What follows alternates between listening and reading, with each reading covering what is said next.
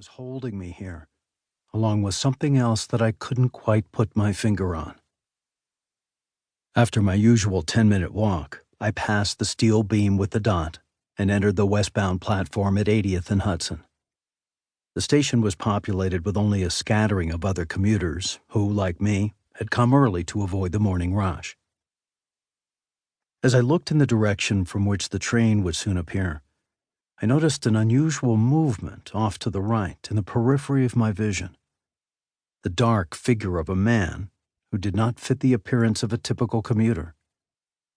He seemed to be moving toward me, though tentatively, as if stalking an unsuspecting prey. Before I could fully digest the situation, he was at my side. "You must come home," he whispered with a thick Russian accent as he leaned in toward me. "Or else you are dead." Part 1. The Making of a Spy. Chapter 1. My parents huddled at the kitchen table, pressing their ears toward a small cathode ray tube radio, a relic that had survived the war but brought in only 3 stations. As my father fiddled with the knobs, trying to minimize the static, I scooted close to the small wooden table to find out what was going on. My mother rocked my baby brother, shushing him gently so we could make out what was being said on the radio. The dramatic sound of a voice speaking in a language I did not understand rose against the background of Chopin's somber funeral march. The equally gloomy German translator was heard on top of that. On that early March day in 1953, all 3 radio stations were broadcasting only one event: the funeral of the great Soviet leader, Joseph Stalin. Everywhere across the Eastern Bloc, people were spellbound, glued to their radios, just as we were. "Fatih?" I asked.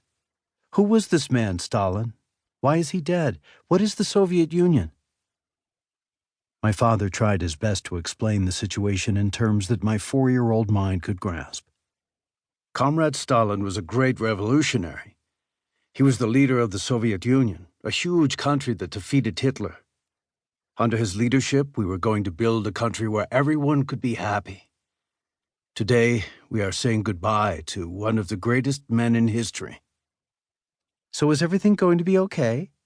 Will you still get me a bicycle for my 6th birthday as you promised? Will I still get pudding on Sunday?" Yes, Ulbricht, I think we will be okay.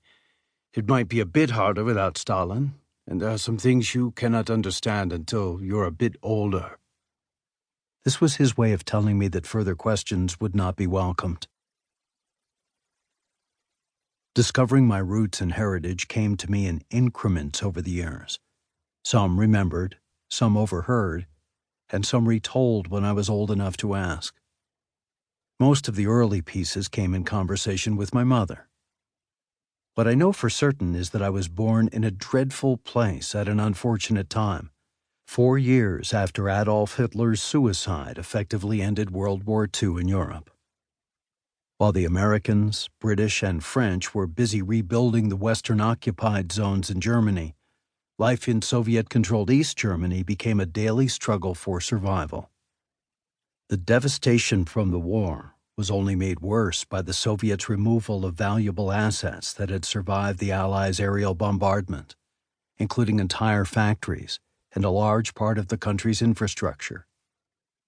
As a result, East Germany regressed economically and technologically by at least 30 years. And more than at any other time in the 20th century, the struggle to acquire nutritious food became the #1 priority in the land. My parents first met in January 1948 at a teacher's orientation in the village of Rietzen, which was in a particularly poor area of East Germany, a few miles from the Polish border. Though 6 years apart in age, Judith Faust and Karl-Heinz Dittrich were both recent graduates of the Neulehrer New Teachers Program, an initiative introduced by the Allies in post-war Germany to develop teachers not tainted by connection to the Nazi regime, and both had grown up during the Great Depression, Hitler's ascendance to power.